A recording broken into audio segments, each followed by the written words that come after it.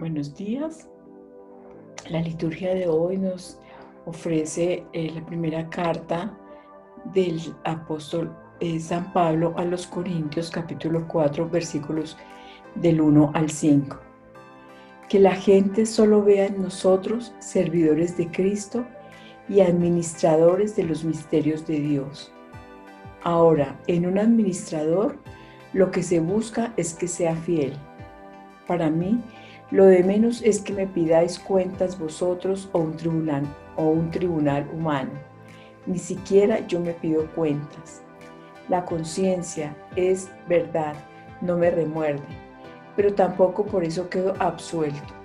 Mi juez es el Señor. Así pues, no juzguéis antes de tiempo. Dejad que venga el Señor. Él iluminará lo que esconden las tinieblas y pondrá al descubierto los designios del corazón. Entonces cada uno recibirá la alabanza de Dios. Palabra de Dios, te alabamos, Señor. Salmo 36. El Señor es quien salva a los justos. Confía en el Señor y haz el bien. Habita tu tierra y practica la lealtad.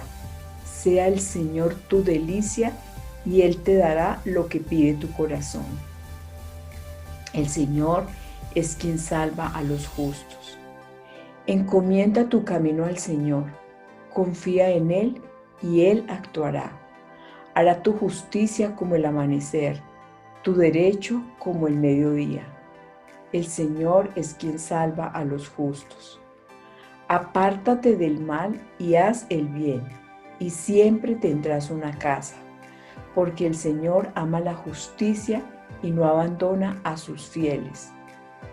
El Señor es quien salva a los justos.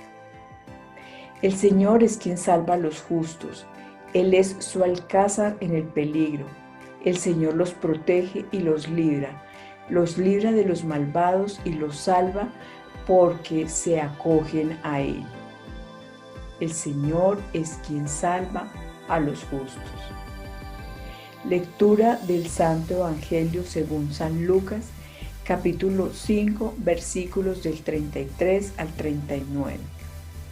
En aquel tiempo, los fariseos y los maestros de la ley dijeron a Jesús: los discípulos de Juan ayunan frecuentemente y recitan oraciones igual que los de los fariseos, pero los tuyos comen y beben. Jesús les dijo: ¿podéis acaso hacer ayunar a los invitados a la boda mientras el novio está con ellos? Días vendrán en que les será arrebatado el novio, entonces ayunarán en aquellos días.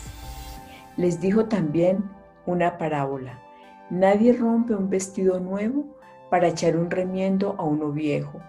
De otro modo desgarraría el nuevo y el viejo no le iría el remiendo del nuevo. Nadie echa tampoco vino nuevo en odres viejos.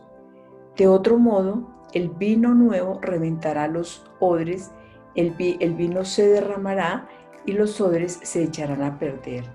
Sino que el vino nuevo debe echarse en odres nuevos. Nadie, después de beber el vino añejo, quiere del nuevo, porque dice: el añejo es el bueno. Palabra del Señor. Gloria a ti, Señor Jesús. Una vez más, en este día nuevo, en este día que nos regala el Señor, que nos permite estrenar su misericordia, su compasión y sobre todo conocer su gran amor, mirando las maravillas que hace en nuestra vida. La vida misma es una maravilla. Él, a través de su palabra, nos revive. Él, a través de su palabra, nos sana. Él, a través de su palabra, nos libera. Por eso es que en este texto bíblico de la primera carta de San Pablo a los Corintios, él dice algo que es hermosísimo: es que la gente solo vea en nosotros servidores de Cristo y administradores de los misterios de Dios. Los servidores de Cristo Yo te pregunto, ¿tú te sientes servidor de Cristo? ¿Qué es un servidor? Es la persona que se entrega a los demás, es la persona que ayuda a los demás, es la persona que le hace a las demás personas en lo que necesitan, que les llena de su amor, de su comprensión, de su misericordia a los demás. Si uno se pone a mirar la vida de Cristo aquí en esta tierra, Él únicamente hizo el bien, Él nunca hizo mal. Todo lo que Él hacía era bueno.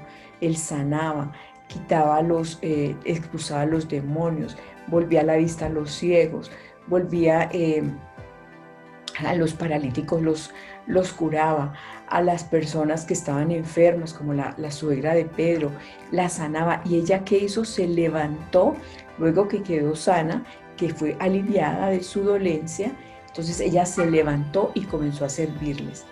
Entonces este servidor de Cristo es esa persona que conoce a Cristo, que lo ha tenido como su maestro, como su guía, y por tanto entonces empieza a seguirlo y empieza a servir a los demás, porque ese fue, digamos, yo creo que el papel más hermoso que cumplió Jesús en esta tierra, y fue servir a los demás, a una costa de su cansancio, a costa de su agotador trabajo de ir de pueblo en pueblo enseñando. Eso fue lo que hizo Jesús en esta tierra.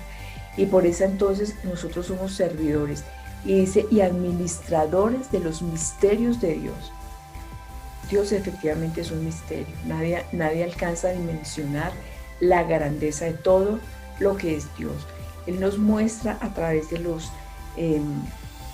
las maravillas de la creación, del cielo, de la tierra, de las plantas, de la vida misma en los seres humanos. Él nos muestra esos misterios que Él tiene, porque nadie conoce, por ejemplo, como le decía Job, le hacía tantas preguntas del misterio del mundo y que la capacidad del ser humano no la tiene para entender y para comprender. Pero nosotros somos administradores de esos bienes que Dios nos ha dado. ¿Cuáles son esos bienes? La vida misma. Somos administradores de nuestra vida, somos administradores de nuestra familia, somos administradores de los bienes que nos da el trabajo que nosotros tenemos. Y un administrador entonces y aquí hay algo muy importante que nos está diciendo Pablo, de un administrador lo que se busca es que sea fiel. Si yo tengo ese concepto claro de que todo lo que yo soy, de que todo lo que yo tengo, solamente es que Dios me lo dio a mí, me lo prestó para que yo lo administre, y que la única cualidad que se me exige es fidelidad a quién, a Dios, porque Él es el que me dio esa administración, Él es el que me dio la vida y Él es el que administra me dio la capacidad de administrar todo lo que Él me dio. Por eso es muy importante que nosotros entendamos eso, porque cuando nosotros, como dice acá en el mismo texto bíblico, mi juez es el Señor. ¿Qué vamos a contestarle nosotros cuando nos llegue ante su presencia y nos diga, yo les di una vida, ustedes qué hicieron con esa vida? ¿Será que vamos a contestar como ese al que le dio un talento, que lo enterró y le dijo, pues yo lo enterré porque yo sé que tú eres muy exigente y aquí te lo devuelvo? Pues que es un solo talento y Él quiere que produzcamos frutos. O vamos a ser como esos servidores que al que le dio 4 talentos, y cuando nos llama a su presencia le decimos, mire, nos dio este talento, Señor, y nosotros devolvemos duplicado ese talento.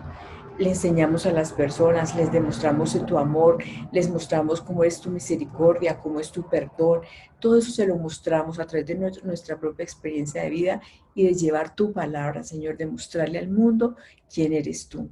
Entonces, esa justicia de Dios es, yo estoy cumpliendo realmente todos los mandatos que Dios me dio.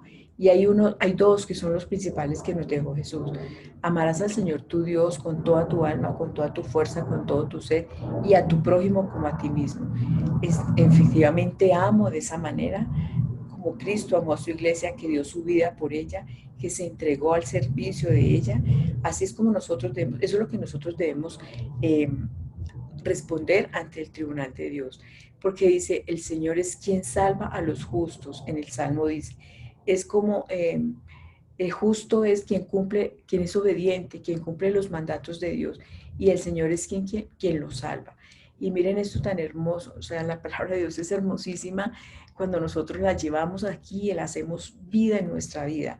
Dice, confía en el Señor y haz el bien, habita tu tierra y practica la lealtad. Y esto, sea el Señor tu delicia y Él te dará lo que pide tu corazón. Cuánta delicia sentimos, cuánto amor, cuánta gozo, cuánto bienestar sentimos realmente porque el Señor está en nuestros corazones, porque el Señor está en nuestras vidas. Los problemas, las dificultades afuera siguen existiendo, pero aquí en mi corazón debe reinar esa delicia de sentirme hija de Dios, de sentirme amada por Dios, de sentirme perdonada por Dios. Porque es importantísimo que nosotros, el amor de Dios siempre ha estado ahí, ayer, hoy, y siempre estará ahí. Pero somos nosotros los que a veces no sentimos ese amor de Dios. Somos nosotros los que a veces no nos damos cuenta de la maravilla de sentir que ese Padre Celestial está siempre pendiente de nosotros. Y mire, eso encomienda tu camino al Señor, confía en Él y Él actuará. ¿Cómo es nuestra confianza en Dios? ¿Realmente yo me abandono en Él? ¿Realmente yo lo obedezco? ¿Realmente escucho su palabra y me acerco a ella y la hago viva en mi ser, en mi vida? ¿La llevo a cabo? No sé, yo creo que son preguntas que tenemos que contestarnos. Y en el texto del Evangelio de San Lucas, donde habla de algo que creo yo que no es lo importante, que no es el ayuno, sino lo importante es el banquete. Le está diciendo que a los fariseos y los maestros de la ley le dijeron que sus discípulos solamente comían y bebían, que no hacían ayuno y que mientras que los de Juan y los fariseos se hacían ayuno y recitaban oraciones. Y entonces él les contesta que si podía acaso ayunar un hombre mientras estaba el novio o sea, podían un hombre que estaba en la boda o los invitados a una boda podían ayunar mientras el novio estaba con ellos. Obviamente que no. El banquete, cuando está hablando del banquete, ¿a quién se refiere? A Jesús mismo, a la presencia de Jesús en la vida de nosotros.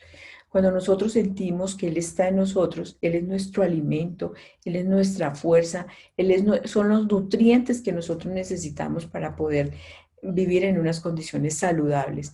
Entonces, cuando nosotros entendemos que Jesús es eso en nuestra vida, nosotros no podemos ayunar, porque tenemos que, así como los discípulos de Él, comer y beber. ¿Y qué comemos? Su cuerpo, que está representado en la Sagrada Eucaristía, vemos su sangre. ¿Para qué? Para el perdón de nuestros pecados. Llenar esa satisfacción de nuestro ser, de nuestra alma, de nuestro espíritu con la presencia de Jesús. Por eso debe ser una presencia viva. Por eso dicen, entonces, es llenarnos de Él. Y cuando nos llenamos de Él, pues no podemos ayunar. No podemos ayunar porque tenemos que entender que Él es el pan vivo bajado del cielo y no podemos abstenernos de comer de Él. Por eso es que Él habla que no pueden los invitados a un banquete, a ese banquete que es Él, no pueden ayunar en ese momento, sino que por el contrario tienen que comer y beber, porque de eso es de lo que se nutre el cuerpo, de eso es de lo que se nutre el alma, de eso es lo que se nutre el ser. Entonces, cuando nosotros, por eso es que habla del odre nuevo con el vino nuevo y del remiendo nuevo, que no se le puede poner a un trapo viejo, porque efectivamente cuando uno siente que Jesús está en su vida, uno es una persona nueva, un ser nuevo, una persona que deja las cosas atrás. Obviamente que eso no es un proceso de un día para otro, es un proceso de vida, porque el Evangelio, que es la buena nueva, que es Jesús, es un estilo de vida, es una vida misma. Entonces, pues vamos a darle gracias al Señor porque Él es nuestro banquete, porque Él es nuestro alimento, porque Él es lo que debemos comer y beber, porque Él está en nuestras vidas, porque Él es la presencia viva en cada uno de nosotros. Él está encarnado en cada uno de nosotros porque Él es el camino, es la verdad y es la vida. Gracias, amado Jesús, por tu infinita misericordia. Gracias por alimentarnos día a día a través de tu palabra, esa palabra que da los nutrientes suficientes para que podamos ganar el reino de los cielos. esos nutrientes que nos dan vitalidad, que nos dan fuerza para luchar, para seguir adelante, para levantarnos cuando nos caemos, para llenarnos de misericordia y de compasión cuando los demás nos lastiman, nos rechazan, nos hacen daño. Tú eres, Señor Jesús, ese banquete de vida eterna. Por eso te damos gracias y a través de tu palabra, Señor, te pido que derribes todo impedimento para toda sordera, todo que nos impida, Señor, escuchar tu voz. Hoy nos entregamos a ti, Señor. Queremos que seas nuestro banquete. Te damos gracias, Padre, Hijo y Espíritu Santo, por los siglos de los siglos. Amén.